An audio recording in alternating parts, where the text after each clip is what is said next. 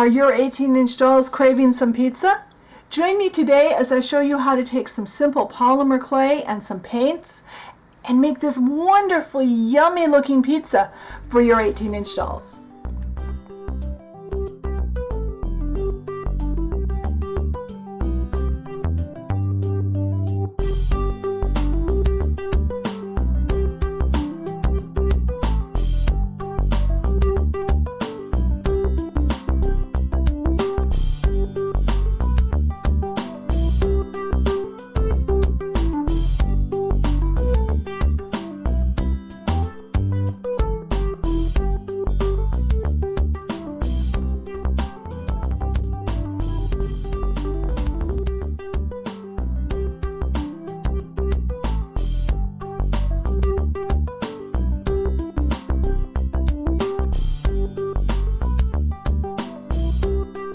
Today's polymer clay project for our 18-inch dolls is a little more complicated, so I thought I would do a video to show you how I go about doing it so you can actually see the steps. This time I'm also running the same project over on my dollhouse size blog and video series too. So I'm doing two pizzas today in two entirely different scales. So what we need to start out with, we are using Fimo Soft in the color Sahara, and it is going to take most of a package of clay for this, of this color.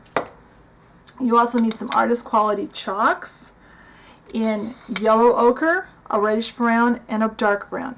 These are the colors I use almost any time I make any kind of cooked food of any sort. You also need a pizza pan. Now I have one of those fancy can openers that that takes the lid off by kind of uncrimping the sides so you don't have any sharp edges anywhere. This is a lid off of, I think it was a big can of tomatoes, but I'm not positive. And I've actually just spread some of the yellow ochre chalk along the top of it. That will give us two things. It will help to color the bottom of our pizza crust, and since I want to have two slices of pizza that I'm hopefully going to be able to take out and do separate from the rest of the pizza so the dolls can have them as a serving, that will allow those to pop out a little easier. Now I've conditioned my clay. Conditioning means simply working with the clay, kneading it, folding it, flattening it, rolling it, messing around with it in your hands until it's soft, and I've kind of pushed it out so it's a little bit bigger than our pizza pan. And this was most of a package. Like I said, it's going to take most of a package of clay. And I'm just going to kind of break it off here.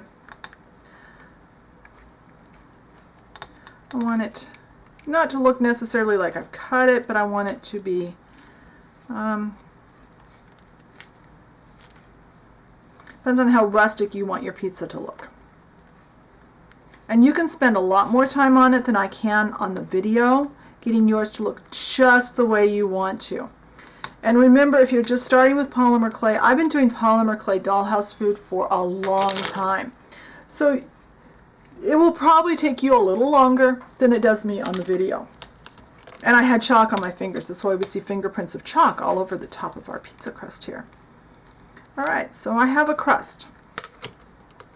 Now I am going to try and get two slices out without ruining our crust, which means I'm going to cut the way across. Now you could make it really simple on yourself and just leave the pizza in the pan and not take any pieces out and just have it permanently attached to the pan. And that would be a lot easier. I'm going to do it this way so you can see some options. And you can have as many or as few slices out as you want. Now, and this is just a simple craft knife, one of those knives from, I buy mine at Dollar Tree. Now this is a dental pick from Dollar Tree, and this is one of my most used tools in my clay, in the clay work that I do. There, pull that up, and it comes out. Now I'm going to pull this one out. Now we have two slices, and yeah, a real pizza pan probably wouldn't have the marks, you know, the ridges, but that's okay. This isn't a real one. Now I'm going to use this dental pick, and hopefully you can see what I'm doing on camera. I'm going to use And ignore the noises in the background. That's my son's cat over on my computer desk. For some reason he's decided that's his place to sit right now. So he's probably going to knock things down. And what I'm doing is I'm just kind of going in little tiny circles in the clay. And this gives us a kind of a bread texture, kind of like baked bread, or like a baked crust has. I use the same texturing method when I am making breads or cakes or anything of that nature. You'll see this a lot as I start making more polymer clay videos. I'm using this thumb to hold the clay down, kind of supported against the pie pan here, the pizza pan. And did I mention I spray painted my pan with a brushed metal spray paint. It's fine to put that in the oven at the low temperature we're going to be at. It won't hurt anything. We're actually going to do all of our toppings separate from the pizza and then assemble our pizza once it's all baked and cooled off. Now, I follow up. This is a really inexpensive brass brush that I picked up at Harbor Freight for just I think it was under $1 for each of these. And there's kind of poking in there. I'm making texture. Now, I'll do the other side of this off camera. I'm also going to do this side. I like to use, and that's a really dirty one. Let's get a cleaner emery board out. I like to use these Dollar Tree emery boards. This does two things. It supports the bottom flat, and it also gives a little bit of texture to the bottom of my pizza crust. So now I'm doing the same motion that I did on the inside. We want these cut surfaces of our pizza to have some texture to them. We don't want them to look like clay. We want them to look like a pizza crust. And take your time with this. Just make little tiny circles with just the very tip. Don't go in too far. You're just teasing the surface like this. You don't pretend you're scratching your, like you're scratching your nails on your skin. You don't go really deep. We don't want to make huge holes. We just want to tease up the surface, and there'll be some crumbs we'll lift up, and that's good. That's a good thing. Use the brush. Now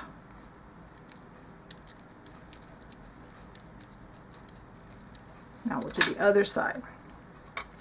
On the dollhouse size ones, I don't have to move it. I can just leave it. They fit all the way on, but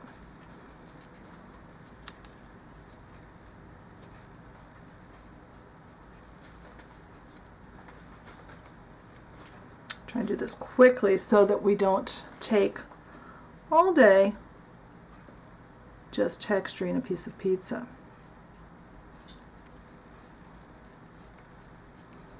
And as we make our pieces, we're going to put the finished ones onto an uncoated paper plate.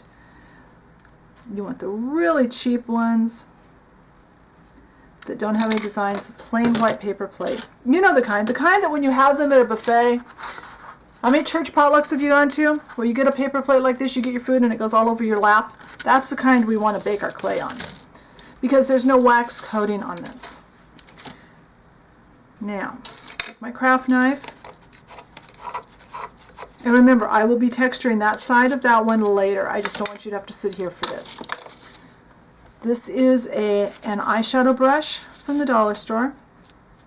After you've textured the edges, the cut edges,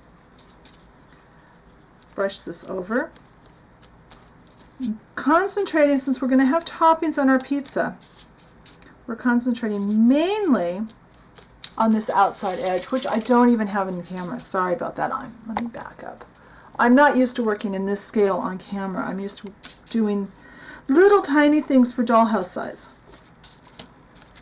Get this one done really quickly.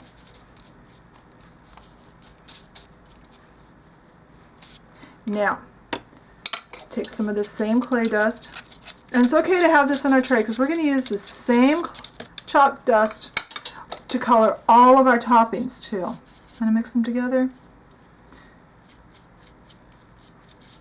And we can go a little darker on a pizza crust than we would on, say, a cake or a bread or cookies, because pizza tends to be a little darker around the edge than any of those things are. All right, so I'm going to get more chalk dust on here. I'm going to texture this other cut edge and the other cut slice of pizza. And then probably the simplest pizza to replicate in doll size is the Hawaiian or Canadian bacon and pineapple. So that's what we're doing this time. To make pineapple, I love this particular color of clay. This is Fimo Effect in translucent yellow. It used to be, or translucent or transparent? Translucent yellow. I used to have to mix colors to get this color. And they came out with this a few years ago. It makes making pineapple so easy. So I simply rolled it out flat. I did use my pasta machine on the thickest setting, but you could just use an acrylic roller made for clay, a straight-sided bottle, whatever you've got. You just need to roll it out. Am I under camera? And now we're going to cut a strip. We're actually going to cut 2 strips of clay. This we will not need near as much as we did obviously with the crust color. I'm going to put my other clay away so I don't get it all dirty. And by the way, when you're storing your clay, what I like to do once I've opened the package is just keep it in a Ziploc sandwich bag. Polymer clay is compatible with a Ziploc sandwich bag. It is not compatible with a lot of other plastics. It will actually melt many plastics. So you do need to be careful when you're storing your polymer clay and what you use it with. Now we're just going to cut pieces. It's okay if they stick together, and they don't have to be perfect. They don't have to be wedge shaped for this.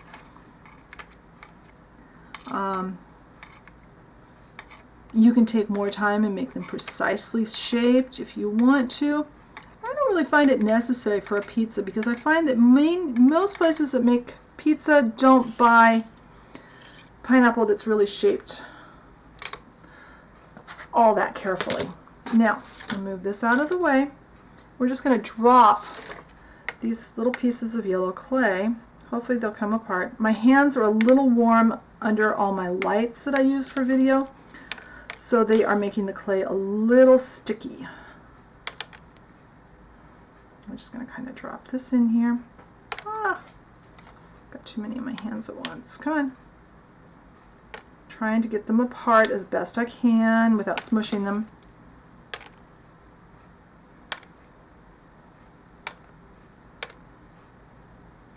And I'll fiddle with these a little bit off camera, but I just want to show you the gist of what I'm doing. Then I just kind of roll them through some of that clay dust, because remember, pineapple is a high sugar item, so when it bakes in on your pizza in real life, it gets a little bit on the brown side on the edges. Alright, so let me turn the camera off, let me get these separated and rolled through, and then we'll make some Canadian bacon. Alright, so now let's make some Canadian bacon for this pizza. For that, I'm using, in the plan of staying here simple and single colors of clay without mixing, we are using Fimo Soft in a light flesh or light flesh pink, depending on which package you get. So it's a light pink color, and we're going to use this small cutter. This small cutter is it's about 3/4 of an inch in diameter. You can use a cookie cutter, you can use a piece of pipe. You just need something about that size, and we're going to cut little rounds. I've rolled the clay out to about the 3rd setting on my pasta machine, which is fairly thin. We're actually going to make this a little bit thinner when we start working with it. And I will probably have to cut a few more pieces of this up off camera, but I'm going to show you kind of the gist of what we're doing.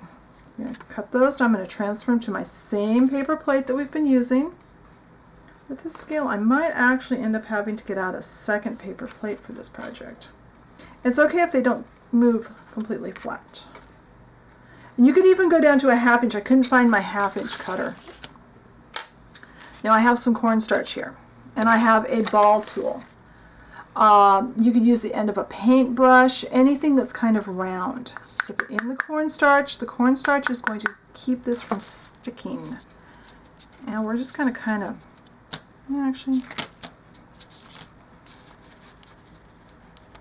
use that, kind of push it down. There, that's kind of what I'm looking for, is kind of to have it roll like that. And then flatten it out. We just don't want these perfectly flat. We want to thin them out in the middle. We want them to kind of curl around a little.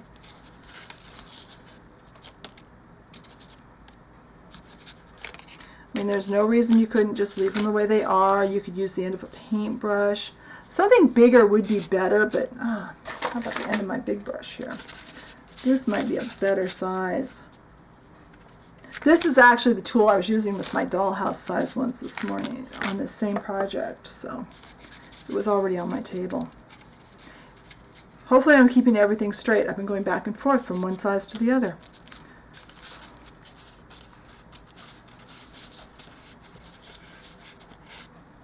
And just kind of work it around, get them thinner, get them, you know, so they're not so flat. Now take our brush and that leftover chalk that's on our tray.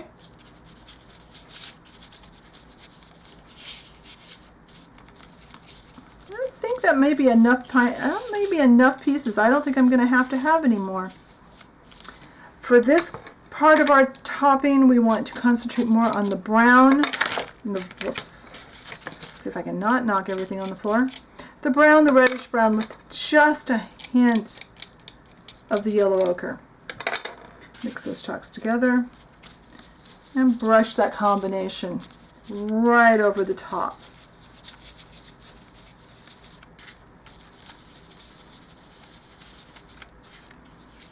And try and get the edges a little crispy looking.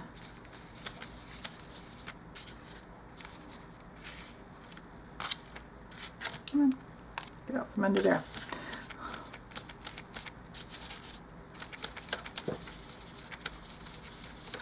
Alright, so now we have toppings and we have a pizza. This is going to bake in my kitchen oven. These are all Fimo products, and Fimo calls for a 230-degree oven, Fahrenheit oven. The directions tell you about 10 to 15 minutes per quarter inch. I'm probably going to bake these about 5 to 7 minutes so that they don't over bake. When they're baked off and they're cooled, I'll come back and we'll put this pizza together. Alright, so now we are going to put the tomato sauce on our baked and cooled, so I've got a piece of pineapple stuck to there, our baked and cooled crust. Now be sure that the crust is all the way cold after, or back to room temperature after you've baked it. Now since I need quite a thick coating, I'm actually just going to squirt some of this on here. Oh, I should probably show you what we're using. We are using, now I know a lot of polymer clay artists do use liquid polymer clay mixtures for sauces. I typically don't because I find that I just don't like that look. I use ceramic coat tomato spice paint. And I'm just going to spread that out. Okay, I don't think I've ever filled the memory card all the way up on my camera before. I've been filming a lot today. So I'm going to put a little more of this tomato spice paint onto this part of the crust. All I did while I was waiting for that to load was spread out the paint I already had on here so it wouldn't dry out. But we're spreading right up to the cut edge and as close to the crust edge as you want. I mean, you could probably get by without even putting this all over, but I do like to do this. All right, now, did my paint dry? No, it's all right. We're going to take those pieces of pizza that we made, the same thing here. And if it drips over the cut edge, hey, that's fine. It does on real pizza too, right?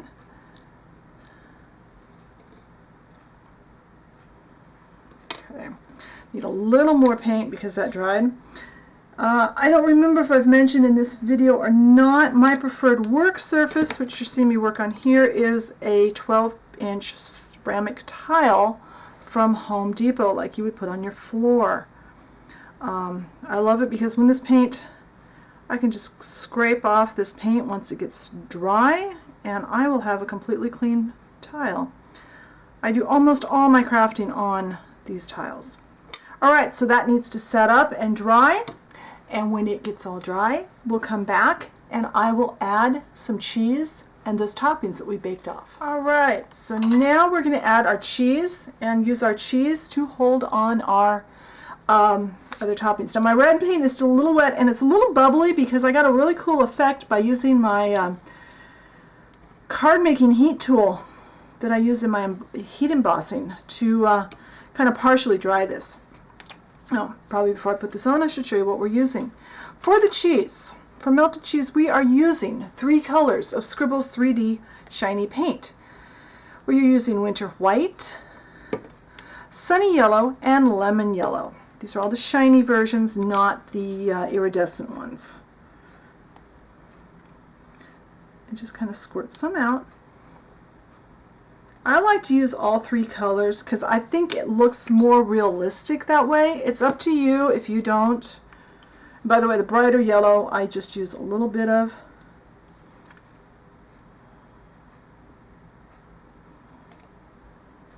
The other 2 I'd actually used earlier on the dollhouse size one that I made. So they were already open. All right, now some white.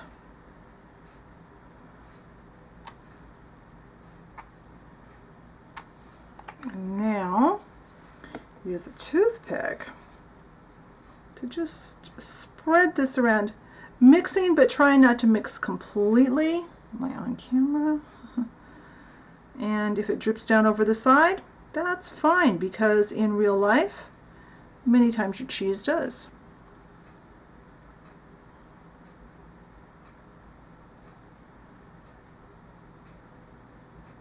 Now we have to work not terribly quickly, but you don't want to do this and then go off and, you know, answer the phone or check your email, or worse yet, check Facebook, because we need this to still be wet when we add our toppings. Okay, I'm sticking my fingers in things. Let's get these out of my way.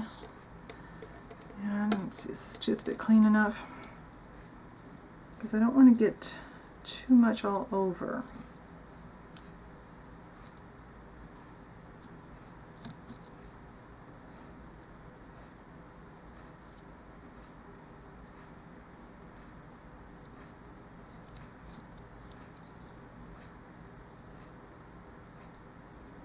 And we're just spreading this.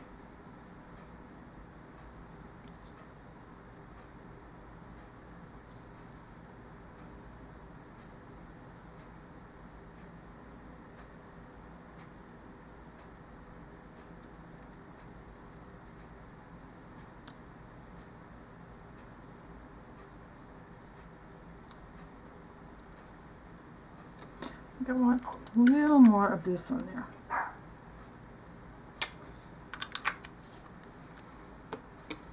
Oh, maybe a little more. Whoops, a little more white.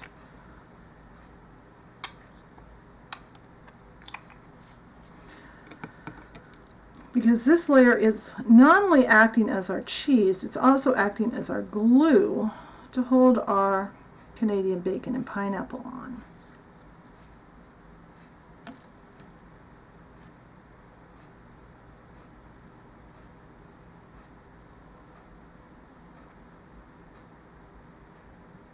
All right, put these pieces up here again.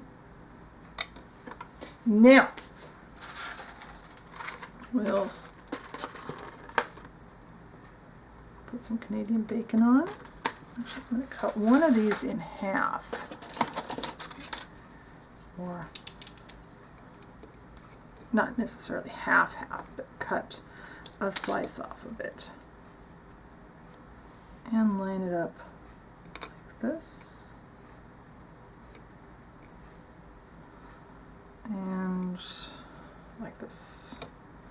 I'm not even sure that's the piece that went there, but that way it looks like we've cut a piece in half.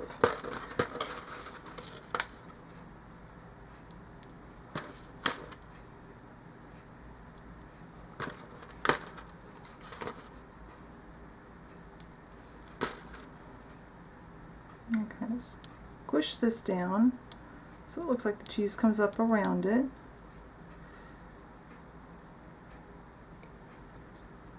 Now we just drop our pineapple on. And that really is all there is to it. Now this will need to dry. I would leave it set for at least a couple of hours before I messed around with it very much, because it takes quite a while for this fabric paint to actually dry.